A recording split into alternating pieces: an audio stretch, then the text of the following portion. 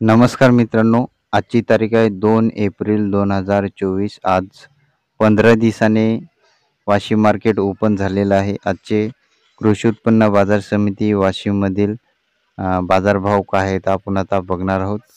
सोयाबीनला जास्तीत जास्त दर आहे 4465 रुपये प्रति क्विंटल, कमीत कमी दर आहे 4275 रुपये प्रति क्विंटल. आज सोयाबीनची आवक आलेली आहे वाशिममध्ये 1800 क्विंटलची.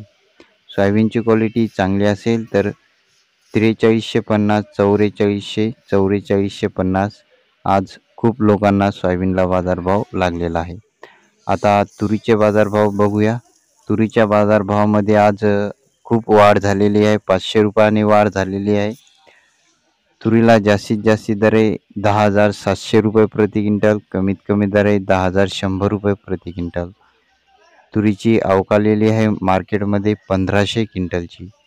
तुरीची क्वालिटी चांगली असेल तर 10,000, 10,100 पासून 10,700 पर्यंत तुरीला बाजारभाव मार्केटमध्ये चालू आहे. आता चण्याचे बाजारभाव बघूया. चण्याला जास्तीत जास्त दर आहे प्रायव्हेट मार्केटमध्ये 5500 रुपये प्रति क्विंटल, कमीत कमी दर आहे 5350 रुपये प्रति क्विंटल.